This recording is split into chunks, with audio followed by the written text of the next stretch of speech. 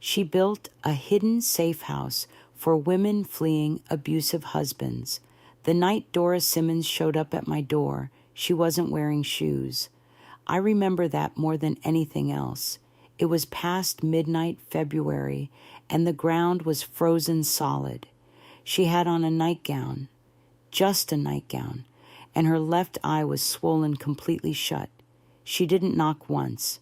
She knocked twice, quick, quiet, almost like she was ashamed to ask for help, like she half hoped nobody would answer.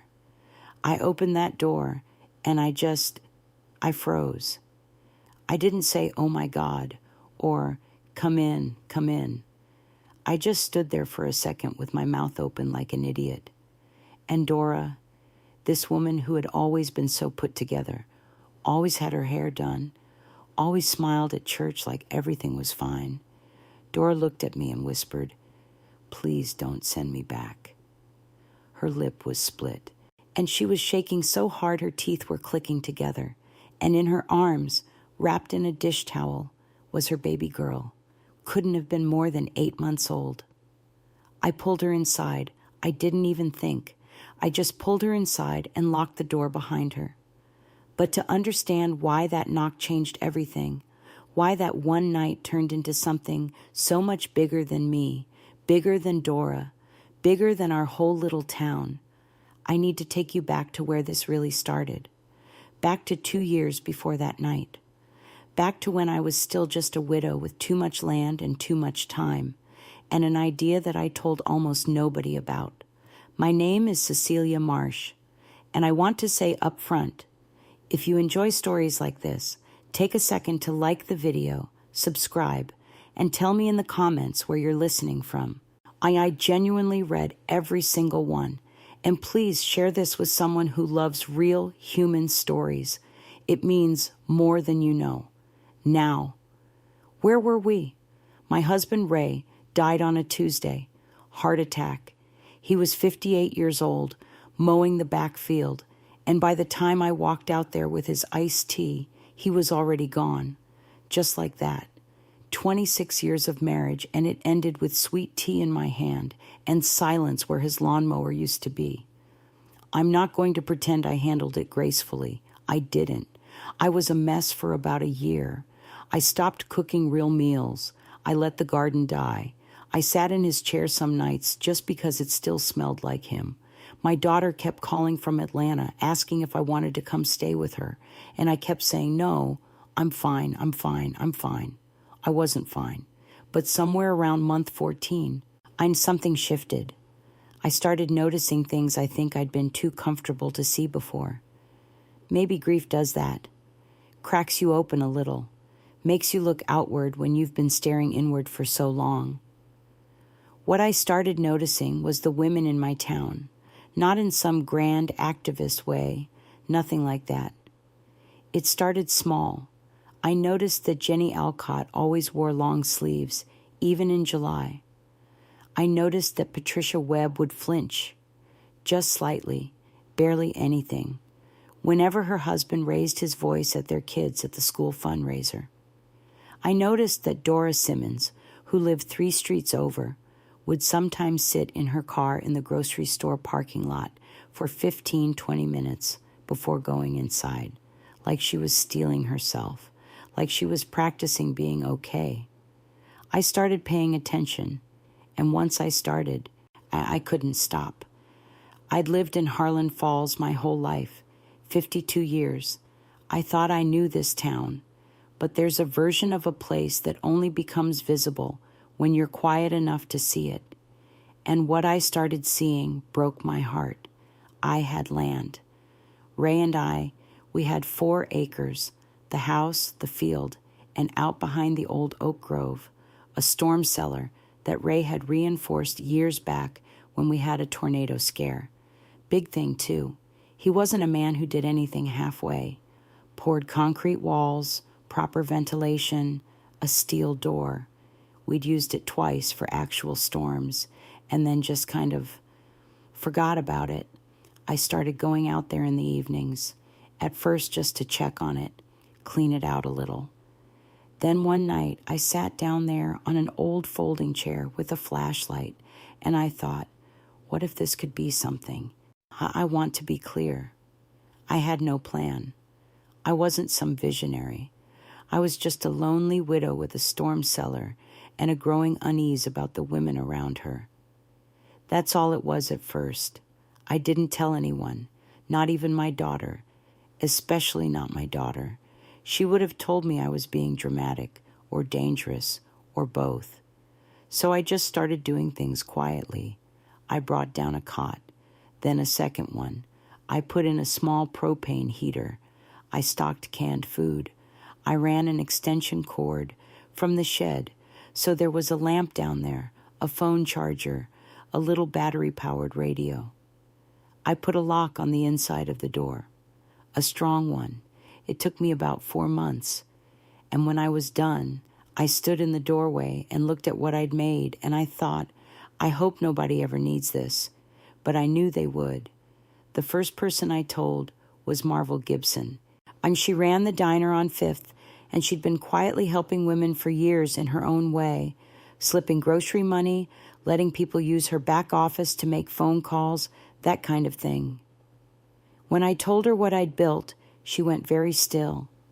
She looked at me for a long moment over her coffee cup, and then she said, "How many can it hold?" 6, maybe 8 if we're tight, I told her. She nodded slowly. We're going to need more than that. That scared me. I don't know why it scared me. I think I wanted her to tell me I was overreacting.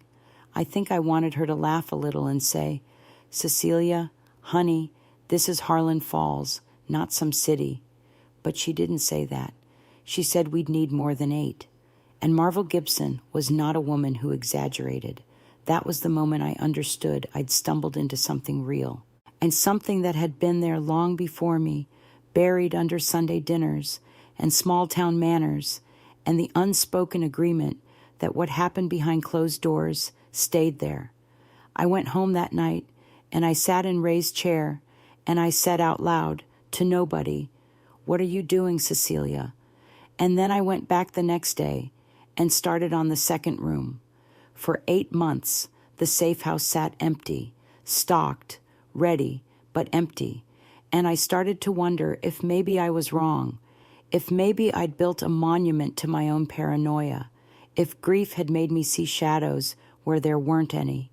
And then, one frozen February night, Dora Simmons knocked twice on my door with no shoes on her feet and a baby in her arms. And I realized I hadn't built it soon enough, because Dora told me that night, between sips of hot tea, in her good eye filling with tears, that this wasn't the first time, that it had been going on for 3 years, that she had called the police once, and her husband's cousin was a deputy, and nothing happened, except things got worse. She looked at me and said, I didn't know where else to go. I held her hand across the kitchen table, and I made her a promise. I told her she was safe, that nobody was coming through my door tonight. What I didn't tell her, what I couldn't have known yet, was that her husband wasn't the kind of man who stopped looking, and he knew half the men in this county by name. By 4 a.m, I had Dora and the baby settled in the house, not the shelter, not yet. I wanted her warm first, fed first, human first. I made up the guest room, the one I never used anymore, and I put extra blankets on the bed and found an old bassinet I'd kept in the closet from when my granddaughter visited. I don't even know why I still had it, but that night I was grateful for every single thing I'd ever been too sentimental to throw away. Dora nursed the baby. Her name was Lily, tiny little thing with her mama's same dark eyes, and somewhere around 5 a.m., exhaustion finally won. They both fell asleep mid-sentence. I pulled the door shut and I stood in the hallway for a long moment, just listening to the quiet. Then I went to the kitchen, sat down at the table, and did something I hadn't done in months. I prayed, not the polished kind, the desperate, messy, whispered kind. The kind where you're not sure anyone's listening, but you keep talking anyway, because you don't know what else to do. I said, Lord, I don't know what I've gotten myself into. But I don't think I was wrong to open that door. I made coffee. I watched the sun come up over the back field, and then I called Marvell. She picked up on the second ring. I don't think she'd been asleep. It started, I said. She was quiet for just a beat. I'll be there by 8. Marvel arrived with 2 paper bags of groceries and an expression on her face that I'd never seen before. Not panic, not worry exactly. Something more like readiness. Like she'd been waiting for this call for years, and some part of her was almost relieved it had finally come. We sat in the kitchen, and I told her everything Dora had told me. The 3 years, the deputy cousin. The one time Dora tried to leave and came back with a broken wrist that the hospital wrote down as a fall. Marvel didn't react the way I expected. She didn't gasp. She just nodded, slowly, like each thing I said was confirming something she already knew. Her husband, Dale, Marvel said. You know he drinks with Bobby Alcott on Friday nights. I looked at her. Jenny Alcott's husband. Mm-hmm. I thought about Jenny. Long sleeves in July. Marvel. I set my coffee cup down. How many women in this town are we actually talking about? She looked at me over the rim of her mug. Cecilia, how many do you want to know about right now? Because I can tell you and you won't sleep for a week. I said, tell me. She did. I didn't sleep for a week. By that afternoon, we had a problem, not an abstract one. A real and standing on my front porch one. His name was Dale Simmons, and he was a big man. Not tall, but wide. The kind of wide that fills a door frame. He had on a Carhartt jacket and a look on his face that he was trying to pass off as concerned husband, but was actually something else entirely. I answered the door before he could knock a third time. I made sure to step slightly out onto the porch so he couldn't see past me into the house. Small thing, but deliberate. Cecilia, he said, and the fact that he used my first name like we were friends made my skin crawl. I'm looking for my wife. She wasn't home this morning, and I'm worried sick. He said worried sick, but his jaw was tight, and his eyes were doing this slow sweep of the property, the windows, the side of the house, like he was doing a calculation. I looked at him for a moment, and I made a decision in about 2 seconds that I've questioned 100 times since. Dale, I haven't seen Dora, I said.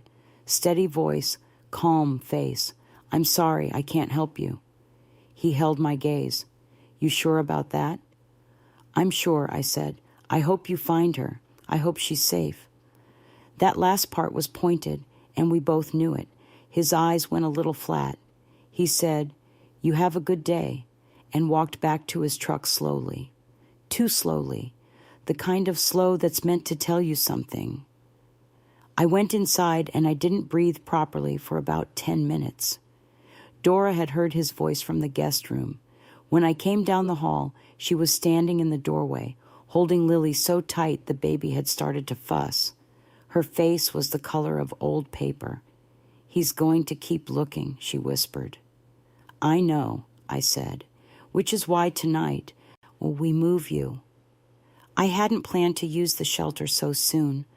I'd imagined, naively I know, that there'd be more time, that women would come to me in some organized way, that there'd be a plan, a system, that I'd be more ready.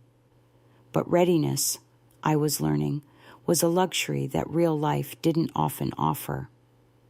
That night, after dark, I walked Dora and Lily through the back field and through the oak grove to the shelter.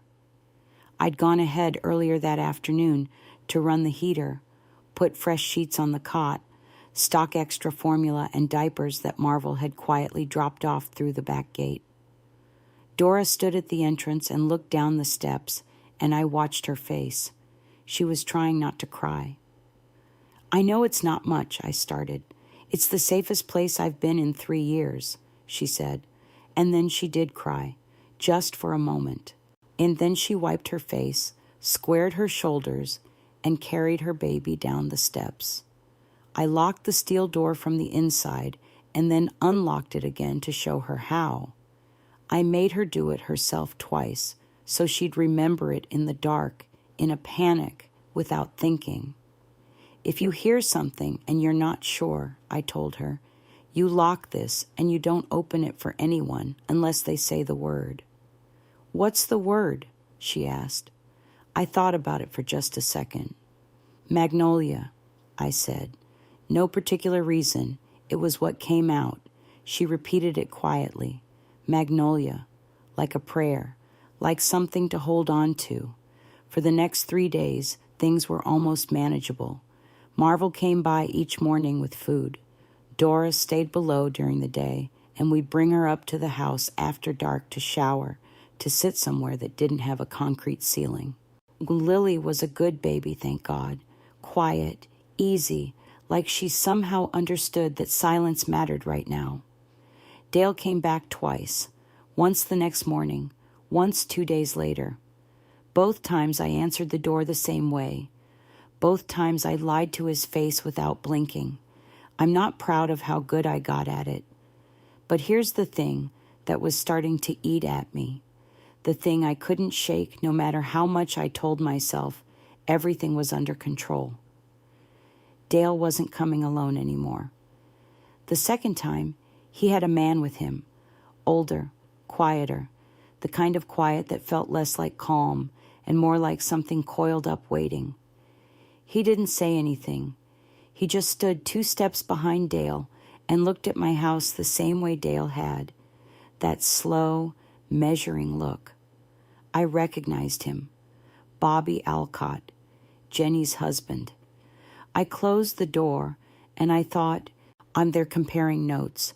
And then I thought about Jenny and her long sleeves, and I picked up the phone and called Marvel. We need to move faster, I said. I know, she said, because Jenny called me this morning, and she's not the only one. There are 2 others, Cecilia. They've been watching. They know something is happening. They just don't know what. 2 others. And already the men were talking to each other. I sat down hard on the kitchen chair. I thought about my 8-person shelter. I thought about how Marvel had said we're going to need more than that, and how I'd thought she was being dramatic. I thought about how none of us had a real plan for what happened if this unraveled. How long do we have? I asked. Marvel paused, and that pause told me everything. Not long enough, she said. But neither of us could have predicted what came 3 days later. Neither of us could have predicted the sky, because nobody planned for the storm. I've lived in Harlan Falls my whole life. I've seen storms. I know what the sky looks like when it means business. That particular shade of green-gray that settles over everything like a held breath. The way the birds go quiet first, then the wind. And then the silence gets so thick, it feels like the whole world is bracing itself. I saw that sky on a Thursday morning, and I felt my stomach drop straight to the floor. I called Marvel before the first warning siren even sounded. Are you seeing this? I said. Already in the car, she said. I'm bringing them now. Them, that was the word that stopped me. Marvel, how many? A beat, the sound of her engine starting. 4, she said. Jenny finally said yes, and she's bringing her sister-in-law. And there's a girl, Cecilia, young girl, can't be more than 22. I found her sleeping in the booth at the diner this morning. I'm not leaving her. 4 women, plus Dora and Lily, already in the shelter. That was 6 people in a space I'd built for 8, with a storm coming that was already being called the worst in a decade on the radio, and at least 2 angry men somewhere in this town who were running out of patience. I said, drive fast, and hung up. The next 40 minutes were the most controlled chaos I think I've ever lived through. Marvel pulled around the back of the property, past the gate, the way I'd showed her. 4 women climbed out of that car, and I want to tell you, I want to paint you a picture of what that looked like, because it has never left me. Jenny Alcott, 41 years old, 4th grade Sunday school teacher, wore long sleeves in July. She had a tote bag with her, the kind you get free at the grocery store, and inside it was a Bible and a change of clothes for her, and that was everything she'd taken from her life. She looked at me and she said, "Thank you, Cecilia." And her voice didn't shake at all, and somehow that was the most heartbreaking thing of the whole day. Her sister-in-law, Renee, was quieter, wouldn't really look at me, kept her arms wrapped around herself like she was cold, even though she wasn't. The young girl Marvel had found, her name was Amber. She was 21, not 22. She had a bruise along her jaw that was that particular yellow-green color that means it's been there a while, been covered with makeup. I've been explained away at least once. She didn't say anything. She just followed where she was pointed. And then there was Patricia Webb, the woman I'd seen flinch at the school fundraiser. I hadn't even known Marvel had been in contact with her. She had her 2 kids with her, a boy and a girl, maybe 7 and 9. They were holding hands and trying to act like this was normal and making my heart crack straight down the middle. 8 people down those concrete steps as the sky outside turned the color of a bruise and the wind started picking up in the oaks. I was the last one down. I pulled the heavy door shut above me, and I thought, just for a second, about the fact that somewhere in this town, Dale Simmons and Bobby Alcott were still out there, and they had no idea where their wives were. I thought, good. And then I locked the door, went down the stairs, and looked at the faces looking back at me in the warm lamplight. 6 women, 2 children, and a baby. I said, "We're going to be all right." I said it like I believed it. That was the most important thing right then, not whether it was true, but whether they could feel that I believed it. Marvel caught my eye over their heads. She gave me the smallest nod, like, good, keep going. The storm hit Harlan Falls at just past 2 in the afternoon. I don't have the words to explain what it sounds like when a serious storm passes directly over a place where you're underground. It doesn't sound like wind. It sounds like the whole world is being rearranged above you. A low roar, then a pressure change that makes your ears pop, then things hitting the earth above the shelter, branches, debris, and things you can't identify. And all of it muffled by concrete and dirt in a way that's both comforting and terrifying at once. The children were frightened. Patricia pulled them close and started telling them in this quiet, steady voice about a camping trip they'd taken once, just talking them somewhere else in their minds while the world shook around us. I watched her do that, and I thought, this woman has been managing fear for years. She's been practicing for exactly this. Dora nursed Lily. Jenny held Renee's hand. Amber sat with her knees pulled to her chest and her eyes on the ceiling, and I went and sat next to her, and I didn't say anything. Sometimes that's all you can offer, just your presence, just the message that you're not alone in this. The worst of it lasted maybe 30 minutes. Then things grew quieter, then quieter still. Then silence. Nobody moved for a while. We just sat in that silence and breathed it in, let it mean something. Then Patricia's little boy looked up and said, "Is it over?" And his mama kissed the top of his head and said, "That part is." When I finally opened the shelter door and climbed up, I stopped on the top step and I just stood there. Harlan Falls was not okay. I could see from where I stood that 3 houses on the next street had serious roof damage. A power line was down across the back road. My oak grove had lost 2 of the big trees. They'd come down across the field, missing the shelter entrance by maybe 30 feet. 30 feet. I thought about that for a long second and decided not to think about it anymore. But here's what I also saw. Neighbors were already outside, coming out of their houses, standing in the street, calling to each other. The kind of thing that happens in small towns when something bad hits. You stop being separate and you start being one thing. People were already moving toward the Hendersons, whose roof was partly gone. Someone had a chainsaw going on the far end of the street, and then I saw something that made me go very still. Dale Simmons's truck was parked at the end of my road, just sitting there, engine off, and he was standing next to it, looking at the damage, looking at the street. And then he turned and he looked directly at my property. His eyes found the oak grove, found the path. I don't know if he saw me. I like to think he didn't, but my chest got tight in a way it hadn't even during the storm. I went back down and pulled the door shut.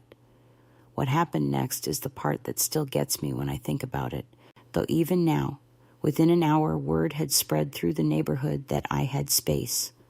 Not about the women, nobody said that, just that Cecilia Marsh had a storm shelter, and it was solid, and it was safe, and there was room. Because 3 families on the surrounding streets had damage bad enough that they needed somewhere to go, and someone, I never did find out who, told them to come to my place. And so they came. An elderly couple, the Garcias, a young mother with a toddler, a teenage boy whose family's roof had partially collapsed and whose parents were already up there trying to manage it. And I had to make a decision in about 15 seconds. I looked at Marvel through the door of the shelter, all of us crowded in the entryway now, and she looked back at me, and we had one of those conversations that happens entirely without words. If we let them in, people know about this place. If we don't let them in, we're the people who turned away an old couple and a toddler in the middle of a disaster. I opened the door. "Come on down," I said to the Garcia couple. "Come on.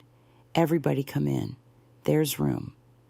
There wasn't really room, but we made it work the way people make things work when they have to, folded up, patient, generous with each other's discomfort. And here's the strange, unexpected thing that happened.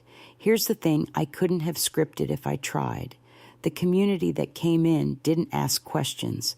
They saw Dora and Lily and Jenny and Amber and Patricia and her kids, and they just folded themselves in around them. Mrs. Garcia took one look at Amber's bruised jaw and quietly handed her a cheese cracker and didn't say a single word about it. And the teenage boy played rock, paper, scissors with Patricia's son until the boy was laughing, just laughing, like he was somewhere normal. I stood against the wall and I watched all of this and I thought, this is what it was supposed to be, not a hiding place, a refuge. Dale Simmons knocked on my front door that evening. Bobby Alcott was with him, a third man I didn't recognize. But this time, I didn't answer alone. Marvel stood beside me at the door, and behind us, in my front room, were 4 of the neighbors who'd sheltered with us, including Mr. Garcia, who was 73 years old and built like a former military man, and stood with his arms crossed and his chin level in a way that said clearly, I am prepared to be unpleasant about this. Dale looked at the people in the room behind me. He recalibrated, just slightly, just enough. I heard you had a shelter, he said. I heard people were staying here. I did, I said. Storm came through, Dale. Several families needed a place. I helped my neighbors. That's what people do. He was looking past me into the room, looking for Dora, not finding her. You seen my wife, he said. Not a question this time. I think you should go home and wait, I said. I think if your wife wants to be found, she'll come home when she's ready. And I think you already know that the way she left tells you something important about why she left. His jaw got very tight. Mr. Garcia cleared his throat behind me.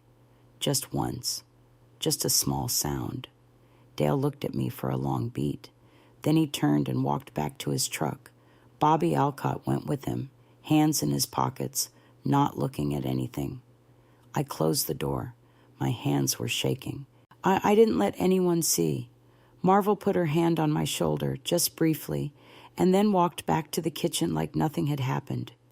Later that night, when the shelter was quiet and the children were asleep, and the storm had given way to a clear, cold sky full of stars, I sat on the back porch alone for the first time all day. I thought about Ray. I thought about how he'd built that cellar to protect us from the weather, how he'd poured those walls by hand, grumbling about the cost of concrete, never imagining what it might become. I thought about how sometimes you build something for one reason and it ends up being used for a reason you never expected, and how maybe that's not an accident. Maybe that's the whole point. Dora was safe. Jenny was safe. Amber, Renee, Patricia, her children, safe for tonight. And I was smart enough to know that tonight wasn't the same as forever, that Dale Simmons was not a man who gave up easily, that there were decisions coming that I wasn't ready for, legal ones, dangerous ones, complicated ones that I had no roadmap for, that what I'd built in secret could not stay secret now that half the neighborhood had been inside it. I knew all of that. But sitting there under that clear sky after that impossible day, I let myself feel the one thing I hadn't let myself feel in a long time. Not just purpose, not just usefulness, something Ray used to call rightness, when a thing is exactly what it was supposed to be. I sat with that feeling as long as I could, because I knew, the way you know things in your bones before your brain catches up, that tomorrow everything was going to get harder, and that the women in that shelter were counting on me not to flinch when it did. So I sat there until the cold drove me inside, and then I went in, made coffee, and started making a plan. Comment Part 2.